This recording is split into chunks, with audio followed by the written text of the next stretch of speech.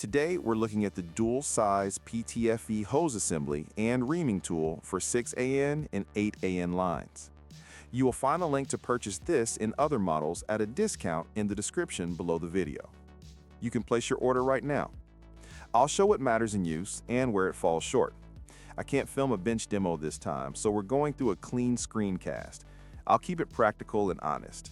This tool does two key jobs. It helps ream and correct the PTFE liner after you cut the braided hose. Did you know that the best discounts on Amazon last only a few hours? That's why I launched two channels where I publish the highest discounts on Amazon products in real time every day. Follow the link in the description and subscribe to our Threads and Telegram channels right now to consistently save money on your everyday purchases. And it keeps the bore round so the olive seats well inside the hose end. If the liner is flared or pinched, you'll fight leaks. With this, the liner gets a clean internal edge and the fitting goes together with less trauma. Build quality is what I check first.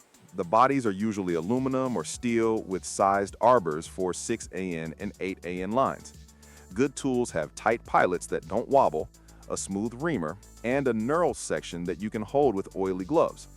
If the pilot is sloppy, it will chew the liner.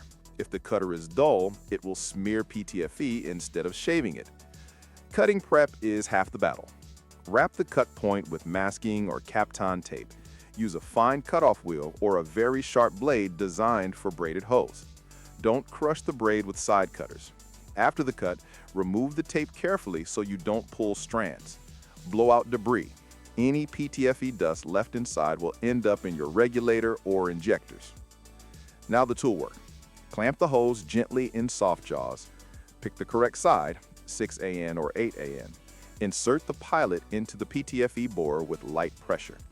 Turn the reamer slowly. You're not drilling, you're shaving the lip and truing the circle. Stop and check. You want a tiny chamfer and a round, clean bore. Over-reaming will thin the liner and cause leaks under heat. Next, the olive.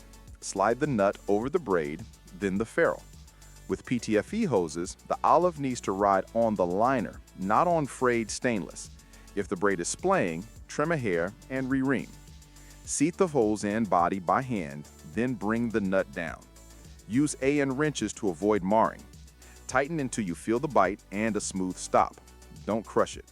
If the nut binds early, back off and inspect the liner edge. I test with solvent first, then air pressure in a bucket of water. Look for micro bubbles at the joint. If you see bubbles, crack it open, check the chamfer, check for stray braid wires, and reset the olive. A proper chamfer from this tool is often the difference between chasing leaks for hours and being done in minutes. What I like: having 6AN and 8AN in one body keeps the bench simple. The pilot keeps the bore centered, which protects the olive and helps with repeatable assemblies. For people plumbing fuel systems, E85, or power steering with PTFE, this is worth it. It speeds up first-time installs and future repairs. What I don't like: some kits ship with rough machining on the reamer edges. Those leave fuzz on the PTFE. You can stone the edge, but you shouldn't need to. Also, tolerances vary. On the loose side, the pilot chatters. On the tight side, it gouges unless you lubricate lightly.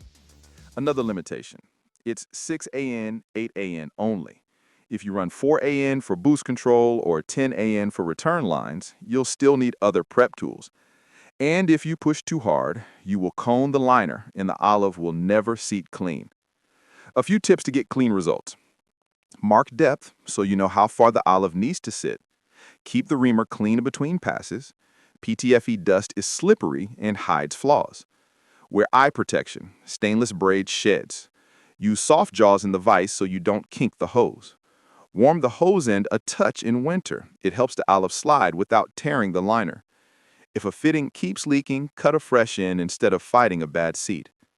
Who should buy this? DIYers doing their first PTFE conversion, small shops, track day people who want leak-free lines and don't want to spend on a full hydraulic chamfer system. Who should skip? If you already own a quality cutter, mandrel set, and deburr bits that you trust, this duplicates some steps. For push-lock rumber hoses, this adds nothing. Verdict after practical use: When the machining is decent, this dual-size tool earns its keep. It saves time, makes olive seeding consistent, and reduces rework. It is not magic. You still need a straight cut, patience, and a pressure test.